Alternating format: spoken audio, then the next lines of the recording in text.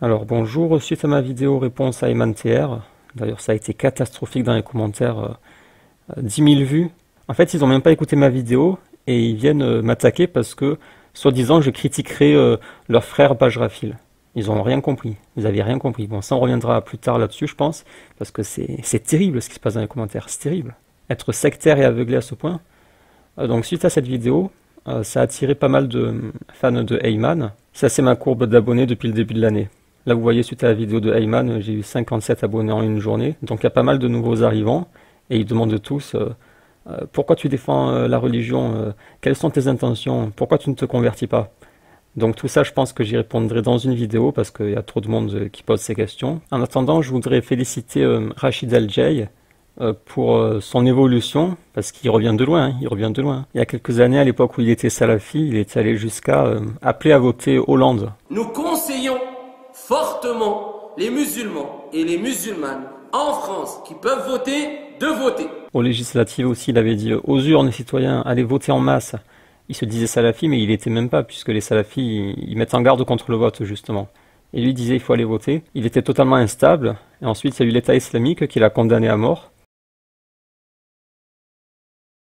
En partie, justement, parce qu'il appelait à voter pour un mécréant, ce qui est formellement interdit. D'ailleurs, dans le salafisme, ils sont très carrés là-dessus. Et donc, après la fatwa de l'État islamique, il a retiré tous ses appels au vote. Et les gens pensaient que c'était parce qu'il avait peur. Oui, bien sûr, il avait peur, c'est normal. Mais moi, je pense surtout qu'au fond de lui, il n'était pas vraiment convaincu que les musulmans devaient voter pour François Hollande, pour un mécréant. C'est hallucinant, ça. Il ne pouvait pas sincèrement, au fond de lui, penser que les musulmans, en plus, il était salafi. Les musulmans doivent voter pour un kafir qui va marier les gays, c'est ça qu'il avait promis Hollande. Il a dit, je vous promets, je vais marier les gays. Et lui, il a dit, il faut aller voter pour Hollande. Bon, bien sûr, il n'a pas prononcé Hollande, mais tout le monde avait compris. Et donc moi, je pense qu'au fond de lui, il n'était pas convaincu, et il suivait seulement ses passions. D'autant plus que ses arguments, lorsqu'il appelait à voter, c'était la fatwa du Conseil européen de je ne sais quoi, là, et il avait cité un hadith du prophète. C'est le prophète qui dit, Allah soutient sa religion, même par un homme pervers. Allah subhanahu wa ta'ala, il peut soutenir cette religion, d'accord, par un homme qui est quoi? Fajr. C'est le prophète alayhi salam qui l'a dit, c'est pas moi. Et donc il s'était servi de ce hadith pour dire, voilà, ça veut dire qu'un mécréant peut soutenir l'islam, donc on peut aller voter pour Hollande, parce que malgré le fait que ce soit un pervers, c'est un mécréant, mais il peut défendre notre religion. Mais en fait il était malhonnête parce qu'il a complètement sorti du contexte, parce que dans le contexte, c'est un musulman qui fait le djihad avec les autres musulmans, avec le prophète. Il est blessé pendant le djihad, et sa blessure lui cause trop de douleur, et il se suicide. Et comme il se suicide, il va en enfer, et c'est là que le prophète se dit, certes, Allah défend parfois cette religion, parce qu'il a fait le djihad avec eux, par le biais d'un homme pervers. Pervers parce qu'il s'est suicidé. Mais ce pervers, bon déjà c'est un musulman, mais surtout, il a combattu avec les musulmans, il a fait le djihad avec les musulmans. François Hollande, ça n'a rien à voir, il va pas faire le djihad avec les musulmans, il va pas propager l'islam. Ça n'a rien à voir. Il va t'offrir quelques mosquées de la République, mais c'est tout. À côté de ça, il va propager la mécréance, corrompre la terre. Tu peux pas appliquer ce hadith à François Hollande. C'est pour ça que je pense qu'il n'était pas au fond de lui vraiment convaincu, et c'est pour ça qu'il a eu autant de facilité à supprimer tous ses appels au vote. Parce que certes, il a eu peur de l'État islamique, mais au fond de lui, je pense qu'il n'était pas convaincu. Donc Rachid a arrêté avec ses stupidités de vote, et surtout, maintenant il est devenu malikite, et il défend les écoles. Et il dit, moi je suis l'école malikite, et il incite les gens à se rattacher à une école. Et ça, c'est très positif, parce que selon moi, les écoles, c'est la chose à défendre si tu veux protéger l'islam. Comme avait dit, je ne sais plus quel savant, il avait dit, les 4 écoles, c'est la forteresse imprenable de la Oumma. C'est-à-dire que les 4 écoles fonctionnent comme une forteresse, et la Oumma est protégée à l'intérieur de cette forteresse. Et c'est vrai parce qu'à l'intérieur de la forteresse, tu es protégé de toutes les hérésies, les innovations, de toutes les attaques contre l'islam, tu en es protégé. Et tu es même protégé contre les ennemis de l'intérieur. Parce que si Rachid, par exemple, s'il veut balancer une hérésie, il dit je suis malikite, mais d'un coup il se met à balancer une hérésie. Ben, il peut pas la balancer, puisque dans l'école malikite, c'est une hérésie ce qu'il dit. En fait, maintenant il est enchaîné. S'il veut dire par exemple qu'en islam il n'y a pas de peine pour l'apostat, il sera obligé de dire, selon moi, il n'y a pas de peine, mais dans le madhab de l'imam Malik, l'apostat est puni. Et comme ceux qui l'écoutent auront appris à suivre l'école, ils vont pas délaisser leur école pour suivre l'avis de Rachid Abou Defa. Dès qu'un musulman suit une école, d'un coup il a une structure qui le stabilise, parce que quand tu n'as pas d'école, tu sais pas quel avis suivre.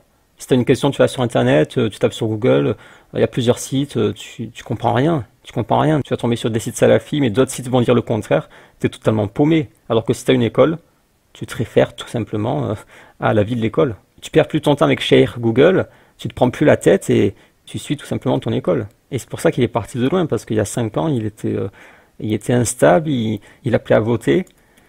Puis il a frôlé la mort avec l'État islamique, là. Il a vraiment frôlé la mort, parce que c'était pendant les séries d'attentats, là. Et maintenant, il s'est rangé et il suit l'école de l'imam Malik. Et il appelle à suivre une école, et c'est justement la meilleure chose à faire dans le contexte actuel. Dans le contexte où les musulmans sont paumés et où l'islam est attaqué de toutes parts, la meilleure chose à faire, c'est de te réfugier dans la forteresse. Donc voilà, je voulais féliciter et encourager Rachid pour son évolution. Depuis qu'il y a eu des polémiques, il a changé. Non. Moi, je pense que j'ai évolué.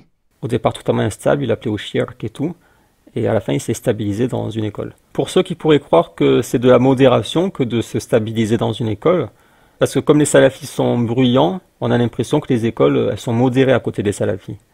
Mais je vous assure que non. Je vous assure que suivre une école, ce n'est pas du tout de la modération. Si on prend les peines, la peine de l'apostat, dans les 4 écoles, c'est la peine de mort. Avec divergence sur est-il obligatoire de lui laisser les 3 jours pour se repentir, mais sinon ils sont d'accord. Sauf pour la femme, dans l'école Hanafite, la femme n'est pas tuée parce que le prophète a interdit de tuer les femmes. Donc les Hanafites, s'ils tuent pas l'apostate, ils la mettent en prison jusqu'à ce qu'elle se repente. Mais sinon c'est peine de mort, c'est pas du tout de la modération. Si vous prenez l'adultère, c'est pareil, tout le monde est d'accord. Pour la sodomie des homosexuels, c'est pareil, ils sont tous d'accord.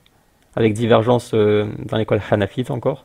Le gouverneur a le choix, lorsque c'est la première fois qu'il passe devant le tribunal pour sodomie, il a le choix, il peut les fouetter à la place de les tuer. Mais après, s'il y a des récidives, ils sont tués comme dans les autres écoles. Sans parler des esclaves, sans parler du statut du kafir harabi, je vous assure que les écoles, ce n'est pas de la modération. Et justement, les réformistes, ils ont un problème avec les écoles. Ils n'appellent pas à suivre les écoles, les réformistes. Bajrafil, il vous appellera jamais à suivre une école. Jamais de la vie. Il vous déterre tous les avis, marginaux et tout, et après il dit, prenez l'avis qui vous arrange. Celui qui convient à vos passions. Et les réformistes ont un problème avec les écoles parce que justement elles sont trop solides, ils n'arrivent pas à s'y attaquer. Ils n'arrivent pas à les attaquer, donc ils essaient de trouver des ruses en passant soit par les objectifs de la charia, c'est ce que fait Bajrafil et d'autres, Tariq Ramadan aussi parle des objectifs de la charia, soit en passant par les fondements des écoles. Tariq Ramadan il est très intelligent, il a compris que les écoles c'est trop solide, il ne peut pas s'y attaquer, et il a compris qu'il fallait démolir les écoles en s'attaquant aux bases des écoles, aux fondements des écoles. Tariq Ramadan, il a un coup d'avance sur tous les autres.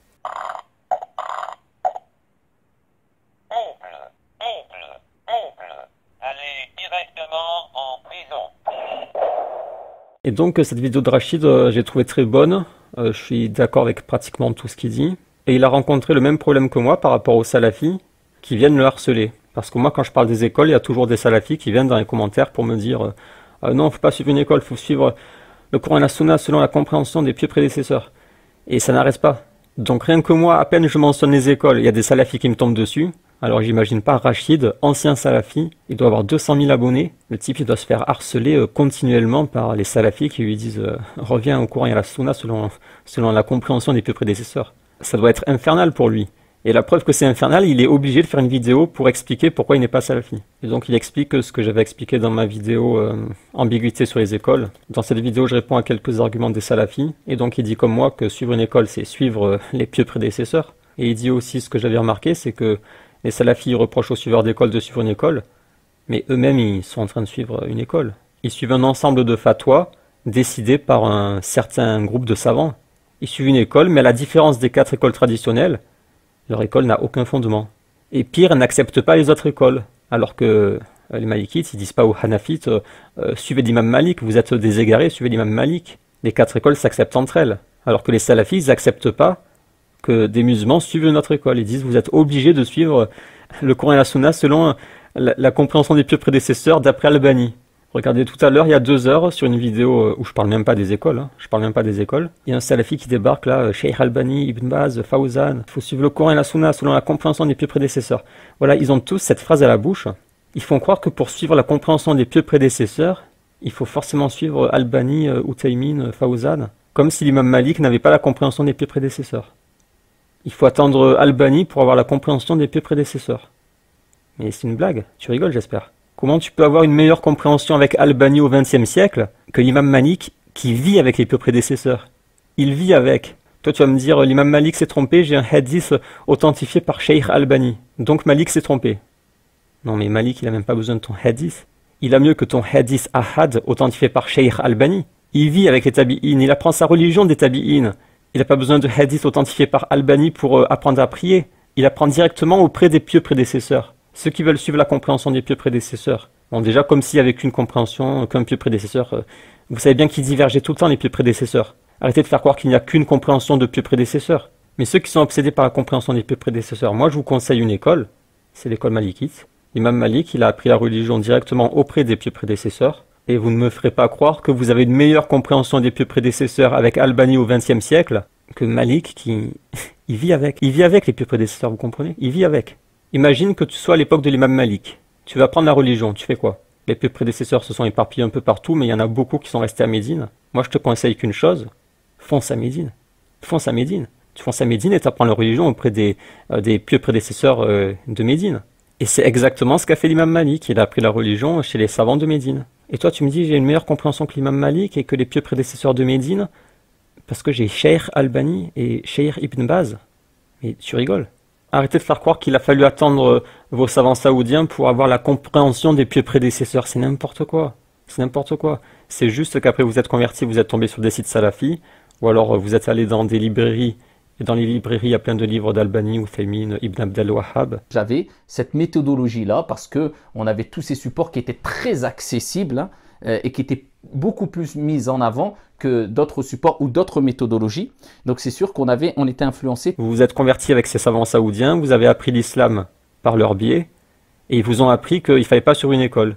Et maintenant vous répétez bêtement, il ne faut pas suivre une école, parce qu'il faut suivre la compréhension des pieux prédécesseurs apportés par Albani et Ibn Baz. Qu'est-ce que vous racontez? Et pire, si jamais tu veux suivre une école, on vient de te harceler pour te dire t'es un égaré, faut suivre la compréhension des pieux prédécesseurs d'après Cheikh Albani. Mais laissez les gens suivre une école, c'est quoi votre problème? Pourquoi vous voulez diviser la Oumma qui est unie depuis plus d'un millénaire sur les écoles? Tout ce que vous reprochez aux suiveurs d'école, vous faites pire qu'eux. Vous leur reprochez de dire Malik a dit, mais vous faites ce que dire Albani a dit, Uthaymin a dit, Fawzan a dit. Suivez-les si vous voulez, mais laissez les autres tranquilles. S'ils veulent suivre une école, comme la Oumma le fait depuis plus de 1000 ans, laissez-les tranquilles. Surtout que ces écoles sont bien plus sérieuses et stables que la vôtre. Donc bravo à Rachid El-Jay. Malheureusement, il y a bien sûr toujours des problèmes. Par exemple, j'ai vu cette vidéo. C'est la seule que j'ai vue. Regardez le trait rouge là.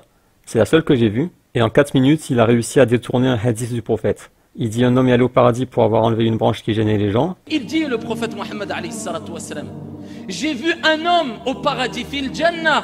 Écoute bien ce que le prophète alayhi salatu wassalam a dit. Il a coupé un arbre qui était sur la voie publique, sur la route, qui dérangeait les gens de façon générale.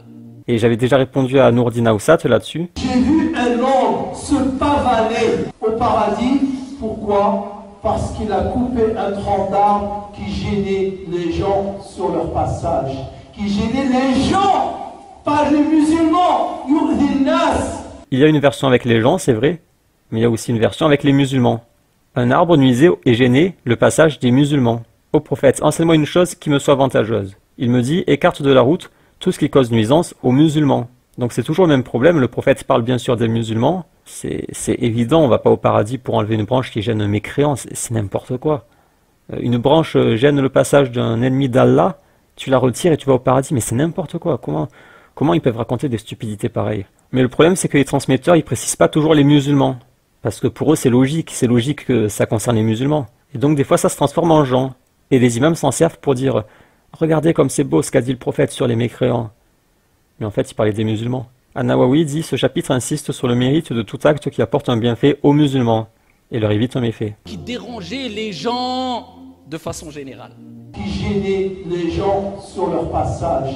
Qui gênait les gens, pas les musulmans. Qui dérangeait les gens. Qui gênait les gens, de façon générale. pas les musulmans. Donc oui, c'est bien, il a évolué, il appelle à suivre les écoles, mais malheureusement, il y a toujours quelques petits soucis.